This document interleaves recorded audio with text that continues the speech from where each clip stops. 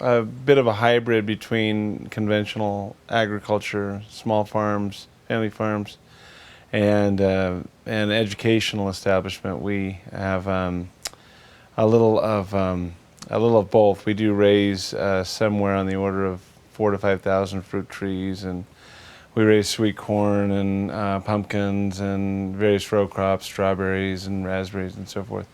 But we don't really, nor would we ever think that we could actually provide a living for the number of people that we actually do just by selling produce. So we have the challenges of dealing with Mother Nature and bringing in a crop and trying to sell it. If we were just to sell the produce alone, we'd have a very difficult time making a living. In a farm this size, where what we work is about 55 acres, it's quite difficult because it's a very large area to maintain, but there's not very much money in the produce itself. We actually have customers come and pay us so that they can go pick. So during the fall, for a few months, we'll make very large amounts of money for a few days of a week for maybe 2 to 3 months. Then the rest of the year, we're very, very slow. And then in the summertime, we can produce large amounts of produce, fresh watermelon, strawberries, zucchini, but those are also very hard to sell for any type of profits. A lot of what we do is seasonal, and right now we're getting ready to go into our apple season. And we're getting all the things ready for that. We have to know what the price of the apples are, what the different apples are that are coming ripe. I think right now we've got the Ozark, the Lodi, the Royal Gala. There's all these different kinds of apples I've never heard of until I started working here. But just getting everything ready for the start of apple season, where we'll start having thousands, literally thousands of people here on a fall Saturday. Being prepared for that, having people to marshal traffic, get the cars parked, go to the right orchard, and they're not picking green apples, and they're not falling in a pond somewhere. So there's a lot that goes into that. It's a constant, not battle, but it's just constant learning for all of the customers we have here to come in and find out how to really pick an apple. You don't just pull, you lift and twist. Even up until the last 5 minutes before a tour, you can have things completely change. You're handed your rotation sheet, which tells you what's going to happen, but that's not necessarily what's going to happen. So much happens, and there's so many things that happen just in life that you really notice here. There was one morning, as a matter of fact, when it was slightly rainy, slightly more overcast, and we had a certain number of schools, because they thought there might be snow, cancel. They called us and said that they were canceling. So we were sure that these schools had canceled. And so Susan ran into the office and rewrote the rotation sheets completely so that it was a smaller rotation and everything was going differently. Well, the secretary had been misinformed, and they had not actually canceled, and this was one entire school, perhaps 120 children were coming from this school, and they had not canceled, and they suddenly showed up in their buses. So about 5 to 15 minutes somewhere in there, we had a lot of mad hustling to write them back into the schedule, and during the middle of the tour, it began to rain. And so suddenly I had my group of children for that one village post for about 15 minutes of a presentation, standing back to back with another lady who had her group back to back with mine. We're both gesticulating and telling our different stations, our different lessons at the same time, trying to be loud enough for our children above the rain, but not to drown out the other. And so it led for quite a bit of a battle of the stations. So one of the challenges of being a living history farm is, though we are an actual apple farm and do produce and sell apples, we don't make enough on that alone to survive necessarily. So we do our living history presentations and various activities. One of my personal favorites is dances and balls and such that we do. Such as coming up now in September, we have our Blue-Gray Ball. It's take place in about 1860, and it's one of our costume events, costume required events, where everyone, guests and staff included, are dressed up in the 1880s or 1860s time period. We have our Berry Pickers Ball. We have our night before Mother's Day and night before Father's Day dinner and dance. We have, let's see, our Legend of Sleepy Hollow dinner and dance. We have our Christmas Carol and various other ones. As I said, my personal favorite on that is when we actually do the dances. Each of our dinners include a large meal with several different courses included on that, depending on the exact style of dinner that it is. And we'll have various activities, but one that's almost guaranteed is the dancing. And I'm one of the dance masters here at the farm, so I have the pleasure of teaching and leading a lot of the different dances. We do Virginia Reel, the Ball of Yarn, Patty Cake Polka, Yankee Doodle, the Black Nag, and countless other ones that we'll be teaching through the different dinners and such, and it's a whole lot of fun. What I've got here are a couple of tomahawks. These are a good example of one of the activities, the many activities that we offer up here at Riley's Farm. The public can come up here, walk onto the farm, and experience all kinds of fun activities like the tomahawk throw. We'll teach them just how to take a tomahawk and be able to sink it into the target. And with tomahawk, we also offer archery, and a person can come up here and learn how to shoot an arrow. We also do the farm walk, which is a brief, about a 15 or 20 minute walk about the farm. And we talk about some of the plants and some of the historical things about the farm. We also do quill and ink, where people can learn how to write with the quill pen dipped in an ink urn. And we also offer weaving, yes. And then of course you can come up and you can press your own gallon of cider. And that's a whole separate activity that we offer also during the summer. We also have our School of the Revolution program. It's a play that we offer. It's an interactive drama. It's a lot of fun. And it's a play featuring John Adams, Patrick Henry, and Benjamin Franklin, and of course Abigail Adams, John's wife. And it's basically, it's explaining the events that lead up to the Declaration of Independence, some of the emotions that these people went through. You get to see that they were people doing what they thought was right. And so that's our summer play. That's going to continue to be offered during the fall when they're booked. And that's brand new this season. I of course play the villainous tavern keeper. That's me. And then during the regular season, summer's our slow time, of course. We offer in the fall, you pick apples and pears. We have blackberries, which are already started in the summertime, raspberries and the like. And we also do, of course, year-round sell our famous 5-pound apple pie, either the double crust or the crumb crust, big favorite. We also do, in the springtime, we offer our Revolutionary War tour, and of course that's throughout the year, but primarily the bulk of it's in the spring.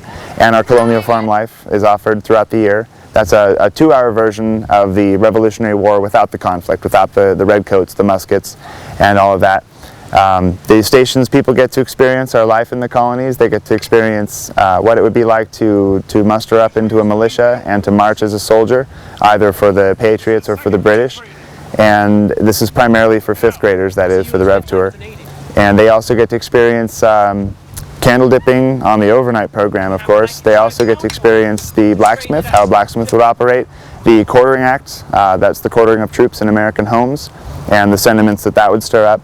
They also get to experience the Admiralty Court, some of the injustices that were done under legal jurisdiction by the British to the colonists, and the Stamp Act, of course, one of the many acts that the colonists rebelled against, and particularly was never enforced. So that would be the bulk of what we offer, and it's a great place to be, a lot of fun. What we found up here in Oak Glen was that there are a lot of folks who buy 2 or 3 acres of land and they think they've bought the rights to 3,000 or 4,000 acres of solitude. So somebody opens up a camp for kids next to them, and their impulse is to try and shut them down. And I've always thought, you know, if you love a field next to you, if you love that beautiful field full of wildflowers next to you, and you've bought your home and you want to enjoy that field of wildflowers, but it doesn't happen to be yours, maybe you ought to buy that field of wildflowers so that you can preserve it. But don't tell the fellow who owns that field of wildflowers that they've got to somehow keep it for your personal enjoyment. And we run into that. We ran a lot into our struggle in establishing a living history farm for families, because when you open up a farm like this to the public, you create an attraction. You know, there might be as many as 10 or 12 buses full of school kids that come up here in a day. And if you talk about an environmentally sensitive way of bringing people to Oak Glen, a school bus is about as good as they get. I mean, you put everybody in one vehicle, you drive them up the hill.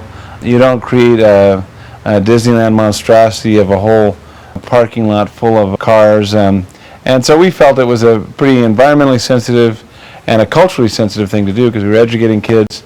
were paying for the farm, and we thought it was win-win, but they're a small cadre of people who, competing business people and neighbors who really don't like people, truth be told.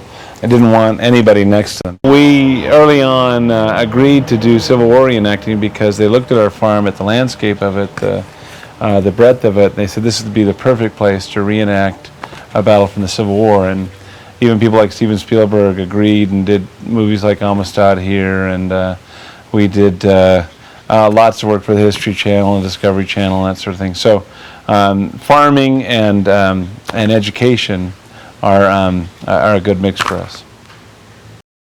American battle history really doesn't take place in municipal parks. It really occurred on farms, and so we were approached years ago by some Civil War reenactors to do battle reenactments, and it was a perfect environment to reenact things like Gettysburg and the Revolutionary era Saratoga and Bunker Hill, Breeds Hill, because that's all farm country. And so when you wonder what it's like to run a small farm, we really don't run a small farm. We do raise crops, and we use them as loss leaders to educate people about farming and about American history. So we're a very unconventional small farm as small farms go.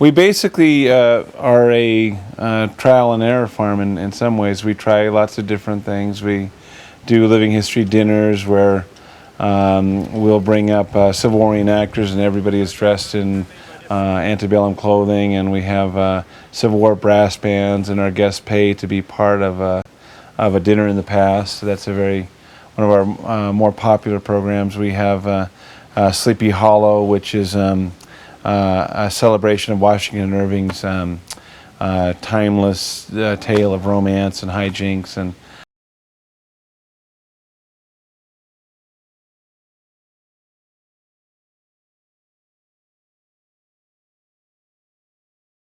well, we find that our customers like being in open spaces where there's neatly laid out orchards and pumpkin fields and very few fences, and they're willing to pay for those spaces by, buying dinner from us or buying Americana. I mean, quill and ink sets and paper and looms and that sort of thing, and period clothing, but mostly I think what our mainstay has been is reenacting the Revolutionary War for school children. And out here in California, there's not very much Revolutionary War living history.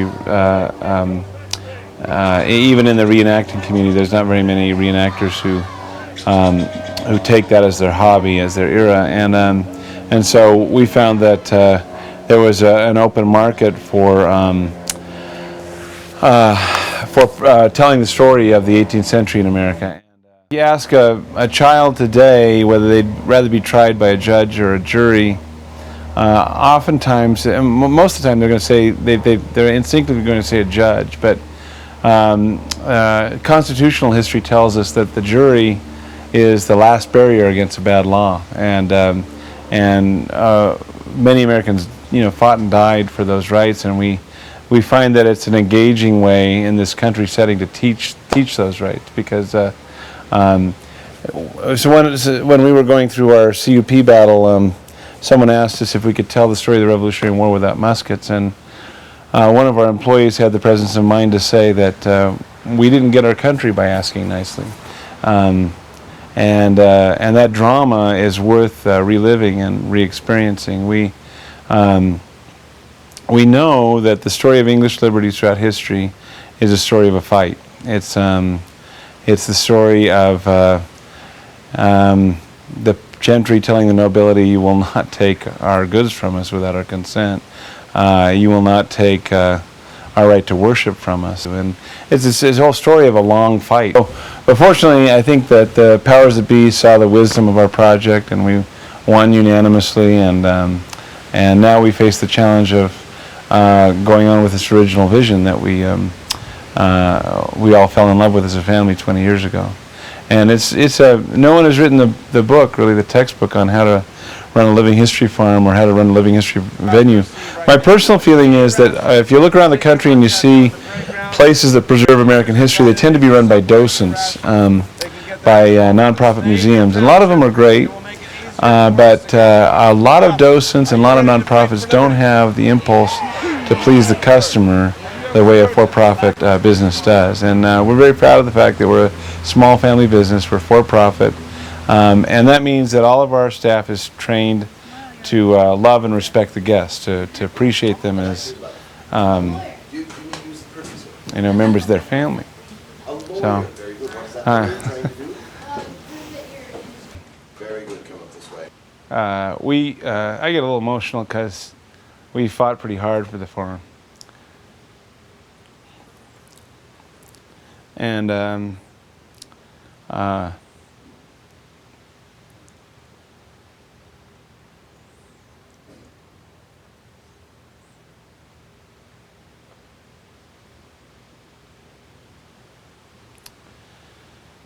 there's very few people who see it, who don't express their appreciation for it.